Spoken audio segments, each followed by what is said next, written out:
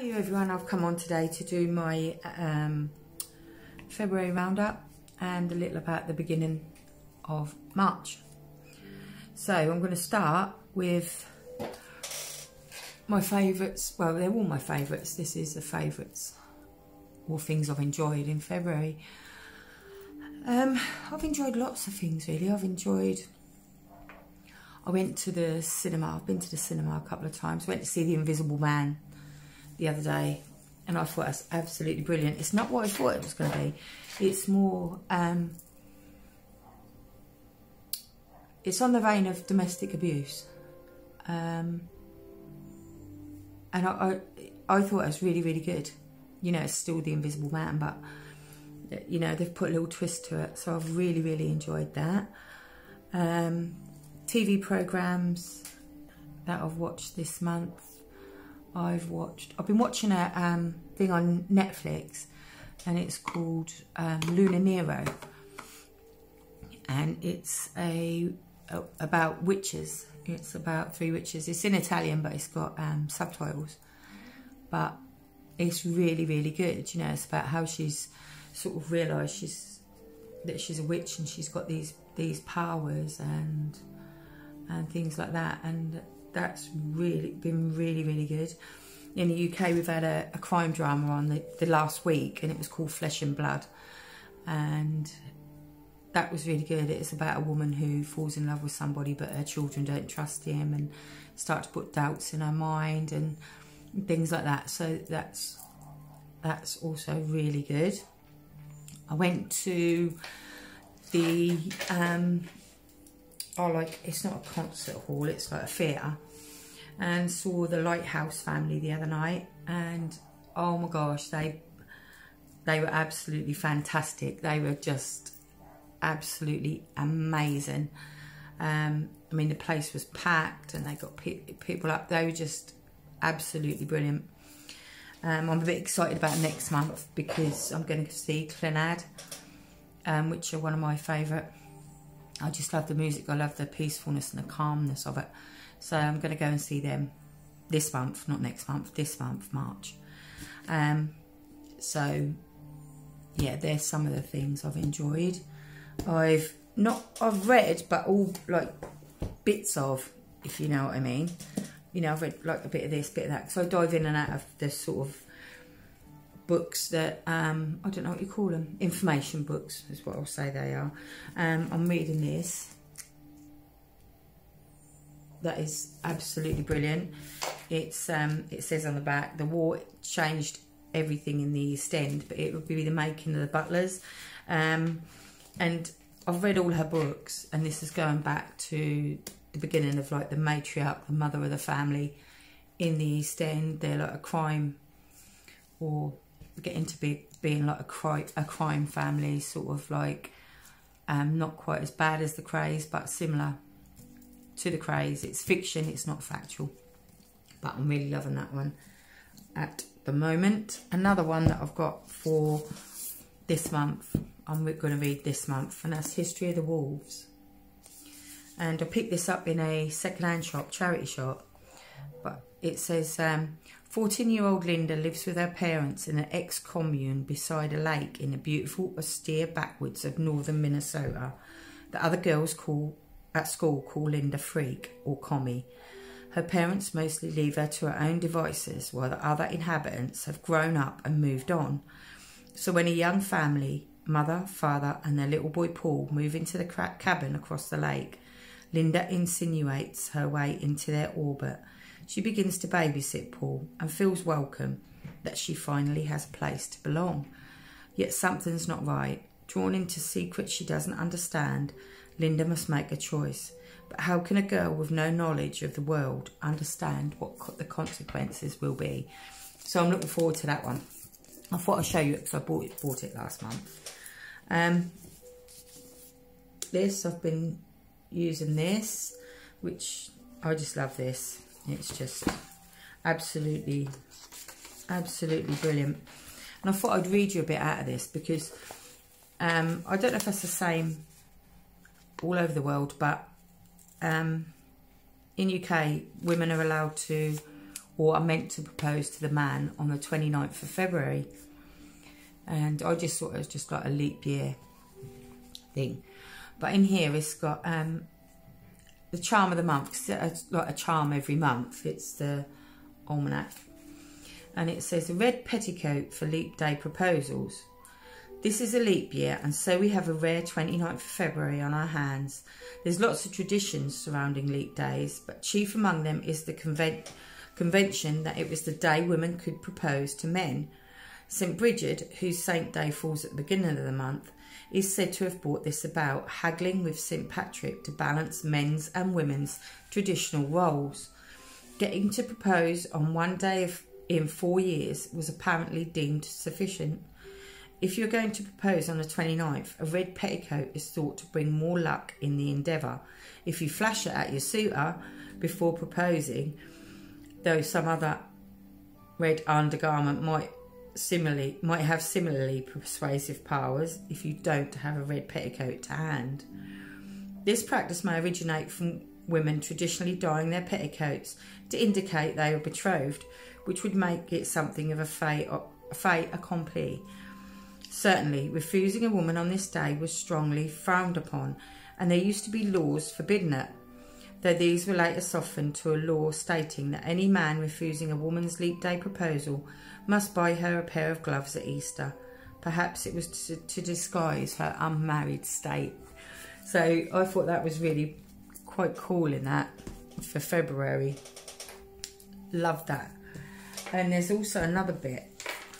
I've got quite a lot of like books. This is for March though, so I need to read you. This is Nigel Pearson's Walking the Tides. But this, I was reading this and I was looking for, obviously, for the month ahead. So I was looking to March. But I thought this was quite funny. It says, there's a very old method of testing whether the ground is ready for planting or not, which was widely used before the modern methods of farming became the norm. The landowner would take himself off into the fields, being careful first to make sure he was not being observed, and drop his trousers and underwear. He would sit himself down on the soil, and if his cheeks did not take cold, then the soil was warm enough for the seed. I am reliably informed that this practice still takes place, though few will admit to it in this day and age. So I thought I'd just read you that, because I found that really, really funny. Right, yeah. What I really loved, I bought this. Dried lavender and oak. I'd never seen that smell before. And it's absolutely beautiful. It is gorgeous. And that's by Yankee Candle. But the smell, oh, it's just beautiful. And it does smell, I wish you could smell it. Try. It is woody, but it's a gorgeous woody smell, and it's just, I don't know, no, you can't lick it, it's a candle, smell it. It's just so beautiful, it's gorgeous. But that is dried lavender and oak. Yankee Candle. I got that half price from Amazon. It was half price. It was I think it was Christmas that I got it though, or just before Christmas. So whether they've still got it or not, I don't know. I'm going to have a look. So we'll want another one once this one's gone. So that is one of my favourite things. This, I found this in our local. We've got Lidl's, which are like from Germany. But they do good food and things, but at a cheaper price. So that is beautiful. And it's sparkling elderflower. And that really does taste. Because I know sometimes you can get like a sparkle water and it don't taste of anything. You know, you get a slight hint of something. Because I'm trying to go off the pop a little bit. You know, the fizzy drinks, the soda, like Coke and things like that. And trying to incorporate more water. And I don't drink enough anyway. So I'm trying to drink one of these a day. Because that's a litre. At least one of them a day. So I thought that's a good way to go. So I'm really, really loving that. What else have I loved? I don't know. Lots. Walks on the beach. I got loads of hagstones. I did do a picture on my Instagram, and on Valentine's Day I found one, and it was the shape of a heart, which was really, really weird. So that was really, really, really cool. The decks I've been working with this month, Oracle. I've been working with the Power Deck Cards of Wisdom, and they're by Lynn V. Andrews, and the artwork is by Rob Shelton. I hope I'm saying that properly. I do apologise if I'm not. And I have done a little bit about these, but these are absolutely beautiful. They go in both landscape and portrait, but I just adore them. They're staying out this month. And they've got the words, the meanings, the whatever you want to call it, on the back. So that's good. You don't have to keep going in and out of a book. There is a book with it, but that explains sort of basically what is on the back of the card. And I love that one. It's grief. It says, grief deepens you, allowing you to explore the perimeters of your soul. Grief is the only gateway to certain levels of consciousness, and it's a hard taskmaster. Through grief, you can explore every aspect of your dark side. Anger, pain, abandonment, terror, loneliness. Aspects of the sacred wound that we usually try to ignore in our daily lives. Grief forces you to acknowledge those parts of yourself that are not yet healed. If you can look at grief as a teacher, you'll grow. If you can look at grief with awareness and an open heart, it is one of the greatest teachers of all. The seeds of wisdom and enlightenment are planted within the wounds of grief. What is lost can come back to us again in higher ways. So all the explanations and things are on the back. So I will be keeping that out. It's just beautiful. Love it. What else have I been working with? I've been working with the Modern Witch Tarot, which you've all seen. Loved working with this. I love the colours. I love the pastel-y bit of it. And it's done really well for me this month.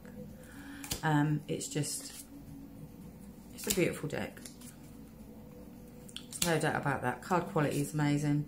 I just love the colours of it. You know, it's pastel-y, but it tells you in that RWS sort of system. But it's just beautiful. I love this chariot. She's on a, well, I'm hoping that's a Harley. I love Harleys. But yeah, so there she goes. She's moving forward with the chariot, moving forward to where she want to be. And yeah, I just adore it. I just think that's beautiful. So I've been working with that. I will continue to work with that, I think. I can't make up my mind this month. Do you know what? For this month, I just don't know. I'm just in one of them. I think that's because spring's come and we're changing the season over, and it always makes me feel a little bit, I don't know, like I need to change as well. Do you know, it makes me feel a little bit, what's the word? Antsy, a little bit jittery sort of thing. I have been using this also, and I love it. I weren't sure. I thought it was going to be too nicey. You know, not to the point, not to what I want, but it is absolutely beautiful. And that is the Good Tarot by Colette Baron-Reid, and it is just fantastic. I love it. So, you know, it is a bit bigger than the normal. It is more sort of oracle sized, but it is just so beautiful. I just adore it. It's gorgeous. So that will be staying out for this month, and I've really enjoyed really enjoyed it. You know, it's good. I haven't had it that long because I weren't sure. I thought it was too nice. If you can get something that's too nice, I don't think you can. I don't know. You know what I mean? I thought, oh, you know, the death card and the cards like that, are they going to be too not true to what I'm used to, but or what I think it should be? But that's what it is, isn't it? What you think it should be. What's wrong with accepting it for what it is? But there you go.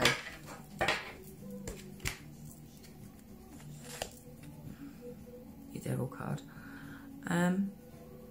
I think it really sums it up. It really does. And I just love it. Can't recommend it enough. If obviously it's not for everybody, that's my opinion. What else have I got to show you? This month I'm going to be working with, because that's the time of the year, I've been called towards it. And I will be working with the Herb Crafters Tarot. I absolutely adore this. I love this deck so much. It's just so beautiful. And I love the cardstock. It's crazy. It's got that plasticky thing, but it's going to last and last. Do you know what I mean? It's just, it's matte looking. It's not too shiny. It feels wonderful. You know, you can take it, but you ain't got to worry if you take it onto the beach or anything like that. You know, you ain't got to worry if something falls on it. It's just that's the backs. Just absolutely beautiful, and that's the card, the Herb Crafters Tarot. So that is what I'm using this month. Don't think there's anything else, but there's a couple of bits I want to read you from this book. Things you can see only when you slow down. And I love this. I've had this a couple of years now, I think, and I sometimes I just pull it out and I just have a look, and you know, I think, yeah, that's right. It's one of them is, don't give up in the face of criticism. Learn to brush aside what people who don't know you have to say. Having critics means what you're doing is getting people's attention. Have courage and continue down the path that you're on. So that is what I think I'm going to leave you with. That one. I think I'm going to leave you with that one. And have a fantastic day. I hope you've enjoyed my video. Thank you to all those what join me on a regular basis. And if you're new, welcome, welcome, welcome. And I hope to see you again. Love and blessings always. Much peace. Have a fantastic week. Bye.